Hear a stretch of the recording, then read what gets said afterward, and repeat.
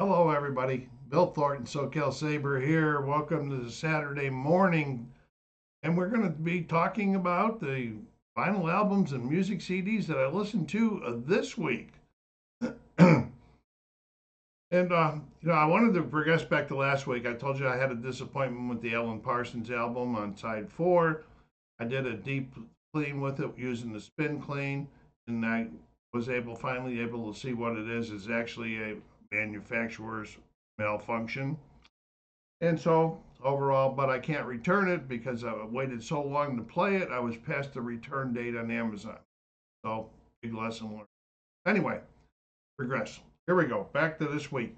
Before we go down there and hit that like button. If you're watching and you haven't subscribed so yet, please subscribe to the channel and help us grow. Put some comments down there.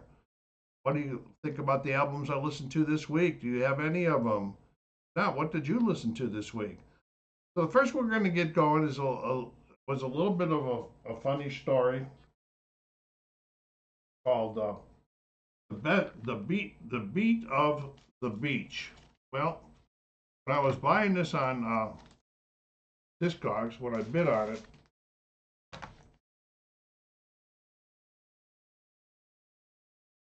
I wasn't paying that much of attention, and I saw the Beaches in there, and I thought it was the Beach Boys. Well, it isn't the Beach Boys. It's called The Best of the Beach. From various artists LP from 1982. There wasn't much written about this, but I found this to be a nice collection, nice entry into the collection. See, it's got the discount cut up here of late 60s R&B music. There was a lot of good stuff on here. There was a lot of good people on here. Let me see some of them. I talked to you about Aaron Neville, Showman, the Box Tops, Wilbert Harrison, the Drifters, the OJs, to name a few. And it's a double LP.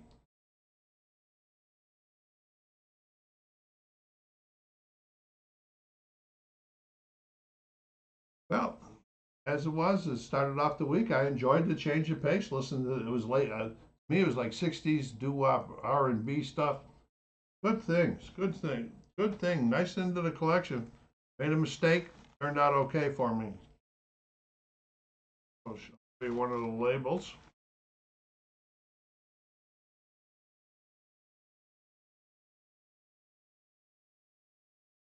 It's in good shape. No scratches, nothing visible. Side either. Bristol label. I got it all crazy up. Arista. All right, so that was 1982. Various artists edition of The Beat of the Beach. I don't know why it was called The Beat of the Beach, but so be it. That's what it was. We got the week off to an okay start. So then I went back to a 2023 remastering of a 1973 album that's been on the shelf for quite a while, waiting to be played. Brother Red had already been played and put on the channel. Here is the blue, commonly referred to as blue album, along with the new song, Now and Then, on Beatles. Yeah, I have some Beatles. I have 10 LPs and 12 CDs in my collection, including the anthology CD.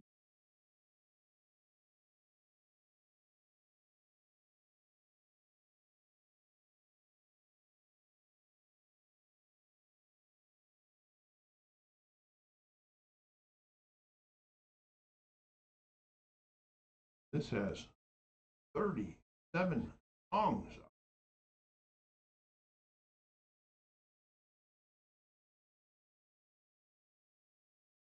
19 April of '73, this one topped the albums chart in the United States and peaked at number 2 on the UK charts. Comes with a bunch of liners in it. Just 3 LP.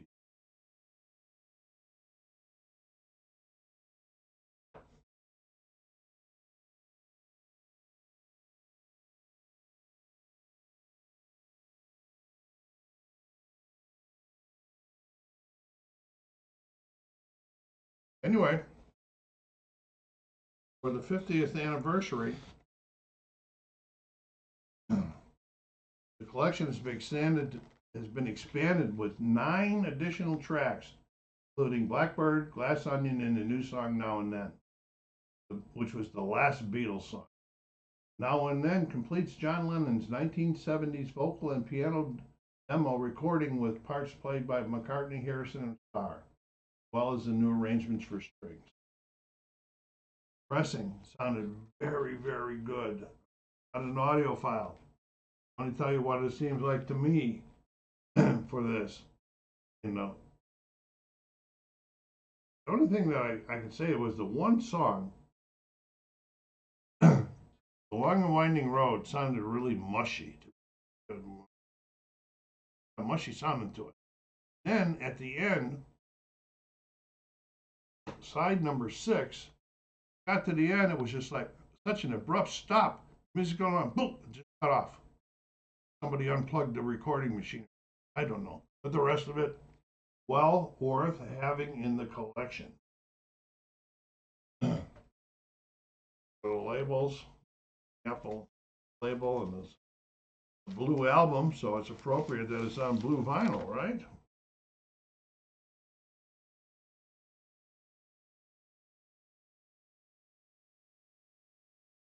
So the 2023 remastering the set. So now I have both sets. I have the original and the remastering, which I'll probably keep both of them. I don't know why I would want to get rid of it. So that was the Blue Album, 1967 to 1970 songs by the Beatles, remastered in 2023. Good addition to the collection. At the end here, hang loose at the end, so I'll tell you which 2 of these albums this week, or CDs this week, that I enjoyed the most, or most fun. Okay, now next comes another one that I got on Whatnot, but I've had it on I have a list on my phone of albums to look for, other things. You'll see, you're wondering what happened to that on the thumbnail, what happened to that album, we'll get to that.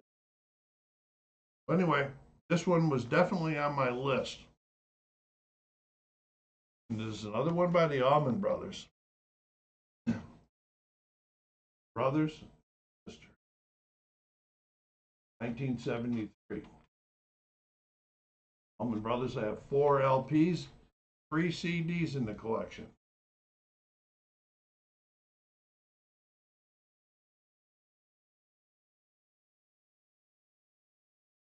No inners. Oh, there was something in there. I'll show you here in a second.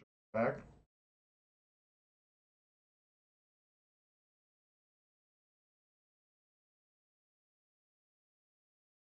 It was the 4th studio album by the American rock band. All that was in there. I got this one.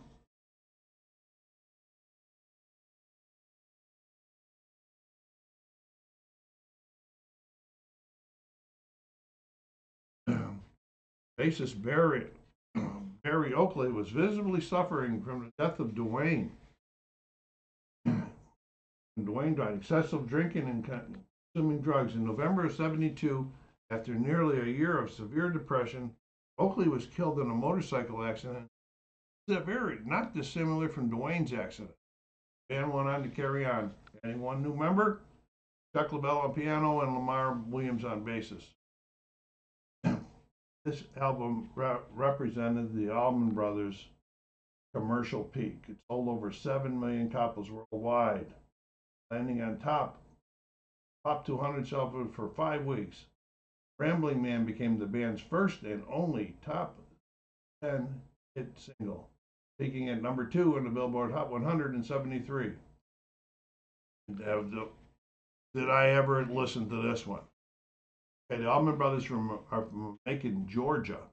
Okay, I was stationed in '73 at Warner Robins Air Force Base. I was part of the 5th Mobile Combat Group, like 40 miles from Macon.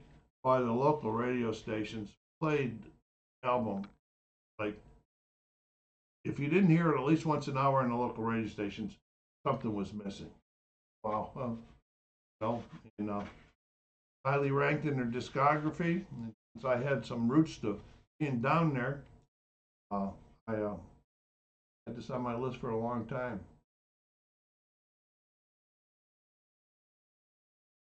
So that was Brothers and Sisters by the Allman Brothers Band, 1973.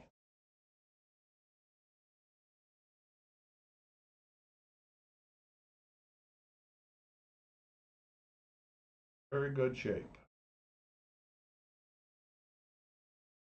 Plus on the vinyl. Pretty lucky on whatnot. Of course, I've kind of limited who I buy from also after a couple of not so good ones. Anyway, so that was the Brothers and Sisters album by the Allman Brothers from '73. Next, we're going to go look at one that just came out last week. Just released.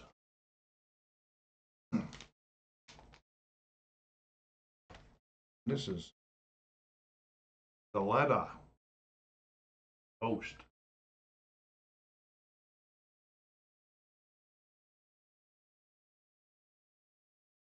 Sixth studio album by the Swedish rock band and the third LP that I have in my collection.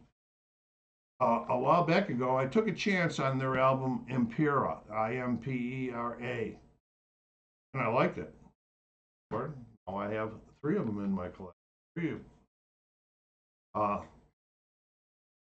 Rock. The heavy, this one here kind of classified as, well, for me. I don't know all of this hard rock, glam rock, metal rock, all of that stuff that goes on nowadays. I just consider it hard rock. It was kind of mellow at times. It was a very nice flow to this album. The instrumentation was very, very. I really enjoyed that. Oh, back here. And we did have an inner with us.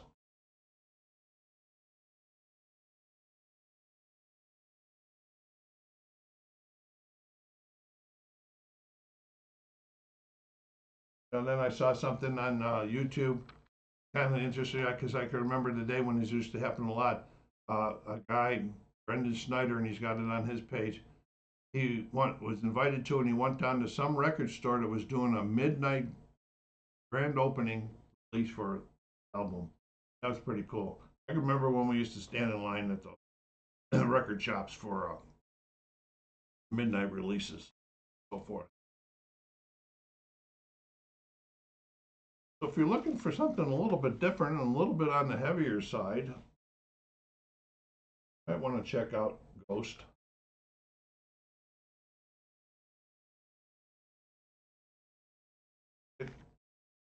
And I played it well within my return range for returning it. I got a few other ones that are sitting in there that passed the return type too, so that was the problem that I learned. All right, it's time for CDs for the week. Okay, and the first one is the 1990 CD by the group Nelson, After the Rain. The only thing I have by Nelson in my collection. This was the debut of the American rock group. Nelson, by the last name, they're the twin sons of early rock and roll man Ricky Nelson. I like a lot of Ricky Nelson stuff back in the album was a really big commercial success, peaking at number 17 on the Billboard's 200 chart, spending 64 weeks on the charts, peaking at obtained the number 1 hit, Can't Live Without You, Love and Affection, which was also a gold single. Follow-up single, After the Rain, also reached a hot top 10, peaking at 6. And I picked it up. I like both of those songs. I picked it up when it was out. You know, I think a lot of it might have been for me anyway. I don't know about the rest of the people. A lot of people bought this album, and for me, there was a bit of curiosity relating to their heritage for Ricky Nelson. I understand that these guys were pretty good guitarists.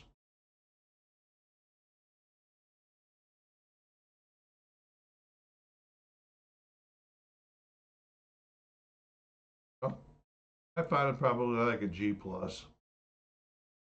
So that was the 1990 album After the Rain by Nelson, twin sons of Ricky Nelson.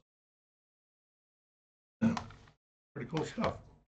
Then the next one was another 1990 CD by Poison, Flesh and Blood. I have 3 CDs in my collection by Poison. It was their 3rd studio album. Peaked at number 2 on the Billboard charts. No, I forgot to show you. So let's go. Let me regress for just a second here. A little bit of, I don't know, things I forgot to show you. Here, let's go back to After the Rain. There's a little booklet. It opens up. I think it opened it out one more time.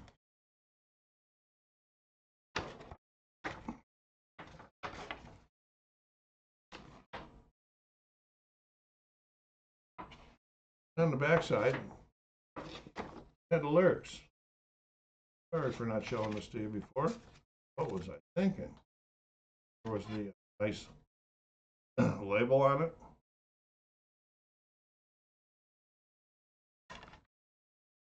Okay, back to where we were. Okay, back talking about Flesh and Blood by Poison. Number 2, more than 7.2 million copies were sold worldwide. Peaked at number 1 on the Cashbox charts. I guess that's where we're really peaking on Cashbox. There's a nice little booklet in here. Lots of linear notes, or however you say it, liner notes.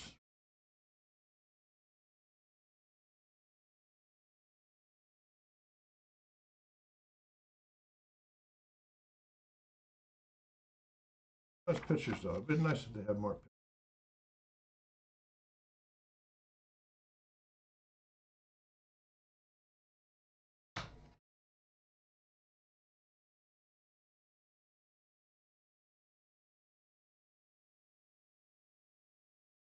The band, the album was an attempt by the band to establish a more serious musical, take a more serious musical stance. I found most of it rock, some hard rock, and a few bluesy sections in there. It was good, but only that for me. I didn't think it was G plus or excellent or anything like that. Good. Glad it's in the collection. I enjoy listening to it. I'm not sure I'll get back to it again in the near future. Of course, in the way I'm doing my music right now, I mean, near future means it probably relates to everything we've been seeing. Got a long way to go. But that was Flesh and Blood, the 1990 CD or album, CD and album by Poison. Okay, now the last of the week is when we pull in the next one that's in our album that's already in the collection. We're at number 64. That's the one that was on the thumbnail. I was wondering, what the Bill takes such good care of his albums. What happened to it? Look at the damage.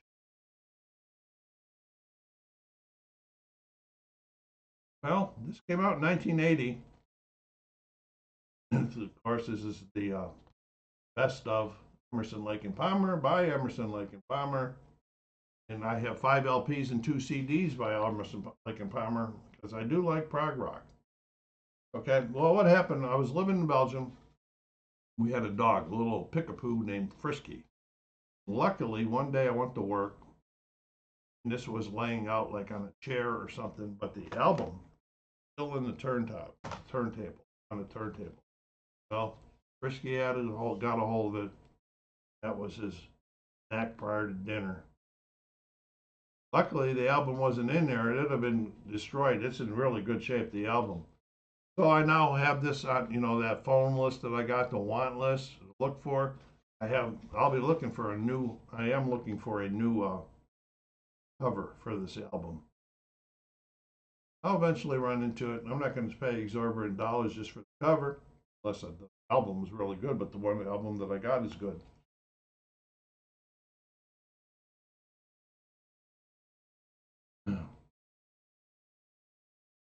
There's also this was 1980. There was a subsequent best of released in 1994, which I have on CD. Prog rock.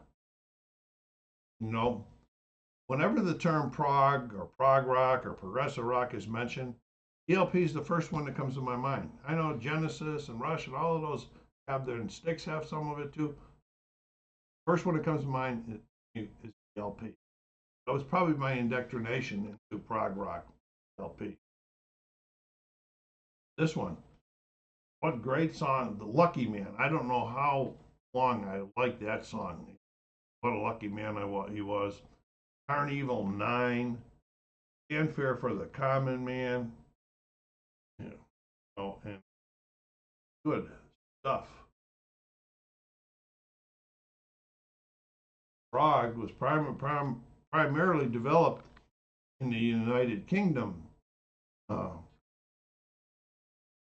through the mid to late 60s, peaking in the early to mid 70s. Initially termed progressive pop, style emerged from psychedelic bands who abandoned standard pop or rock tradition in favor of instrumental and compositional techniques more commonly associated with jazz, folk, and classical, while retaining instrumentation typical of rock music.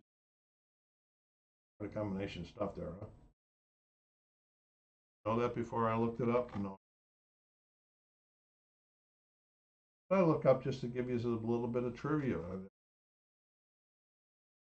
Well, that was the best of Emerson, Lake and Palmer by Emerson, Lake and Palmer. I'm called by me ELP from 1980.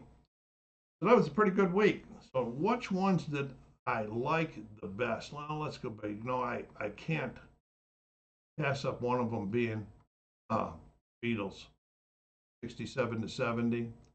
I'm gonna highlight that one yellow. Okay, then one more. Then the other one I am going to give to there's some good stuff on here, a lot of good things. ELP, Ghost. Second one's going to go to the Allman Brothers, and sisters. I can relate to where I was at the time when this came out, living down in Georgia. So that was my two for this week. Do you agree? If not, let me know which ones what did you have picked. So Cal Saber saying take care of yourself. Thanks for stopping by. Be kind to each other and stay safe.